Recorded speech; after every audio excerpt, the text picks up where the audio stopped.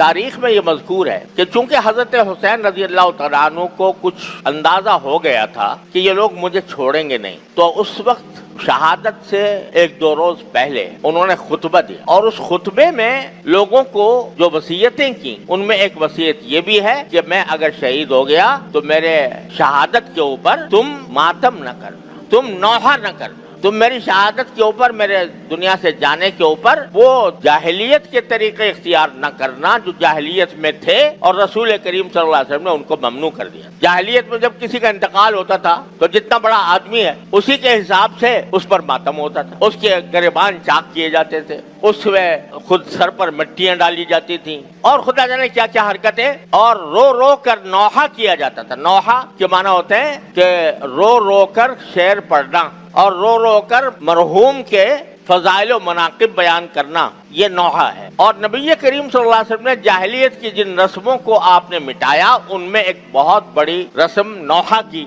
आपने मिटाई कि नौहा करना ना जाए। तो ये खुद हजरत हुसैन रजी अल्लाह तआला अन्हु खुतबे में ये फरमा रहे, जाहिर है कि नवासे थे रसूल करीम सल्लल्लाहु अलैहि वसल्लम के, आपके जिगर गोशे थे, आपकी तालीमात से कैसे जर्रा बराबर वो इनहराफ फरमा सकते थे। तो उन्होंने ये खुतबे के अंदर खुद ये वसीयतें फरमाई। अफसोस है कि उनकी सारी वसीयतों को बस पुश डालकर ऐसी रस्में ईजाद कर ली गई कि जिसके नतीजे में खुद न सिर्फ रसूल करीम सल्लल्लाहु अलैहि वसल्लम के इरशादात की नफी होती है, खुद हजरत हुसैन रजी अल्लाह तआला अन्हु की वसीयत की नफी होती है और एक पूरा एक तूफान बर्पा हो जाता है नौहों का और मातमों का। बहरहाल जो लोग करते हैं वो जाने, उनका काम जाने, लेकिन मुसलमान अहले सुन्नत हैं जो नबी करीम सल्लल्लाहु अलैहि वसल्लम की सुन्नत के ताबे हैं, जो हजरत हुसैन रजी अल्लाह तआला अन्हु की वसीयतों के ताबे हैं, उनको इस किस्म की मजालिस में जहाँ ये नौहा होता हो या जहाँ उनके हजरत हुसैन की वसीयतों के खिलाफ वर्जी की जाती हो,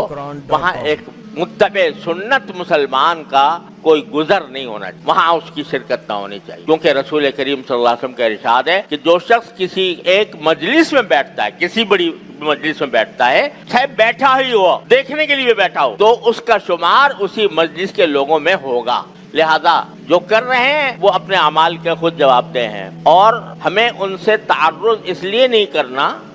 कि हमें इसका हुक्म नहीं दिया गया। ये बात लोग समझते हैं कि ये जो रसूल करीम सल्लल्लाहु अलैहि वसल्लम ने फरमाया कि अगर कोई मुनकर देखो तो पहले उसको अपने हाथ से रोकने की कोशिश करो, अगर हाथ से रोकने की इस्ताअत ना हो तो जबान से रोको, जबान से इस्ताअत ना हो तो दिल से उसको बुरा समझो। तो इसकी तफसीर असल में यह है कि जो साहिब इख्तिदार है, जिसको इख्तिदार हासिल है किसी हिस्से पर, उसका ये फर्ज है कि अगर वो अपने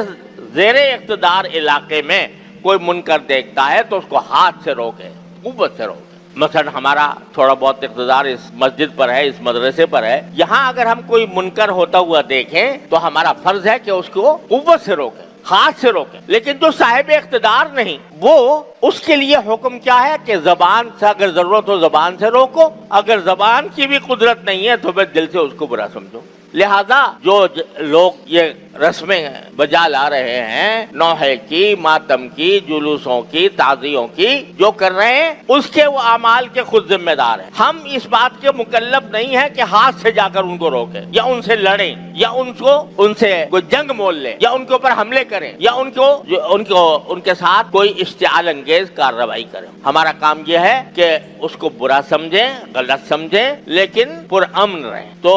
इस तरह ये एक एतदाल का रास्ता है जो शरीयत ने हमें बताया है, उसी एतदाल के रास्ते पर कायम रहने की जरूरत है। अल्लाह तबारक व तआला अपने फजल करम से, अपनी रहमत से हमें आशूरा की फजीलत का हकदार भी बनाए और उसके तकद्दुस और उसकी बरकत से हमारी जिंदगियों को रोशन फरमाए। वाखिर दावाना अल्हम्दुलिल्लाह। सोशल मीडिया पर सबसे कदीम और सबसे रिलायबल ब्रांड दरसेकुरान.com।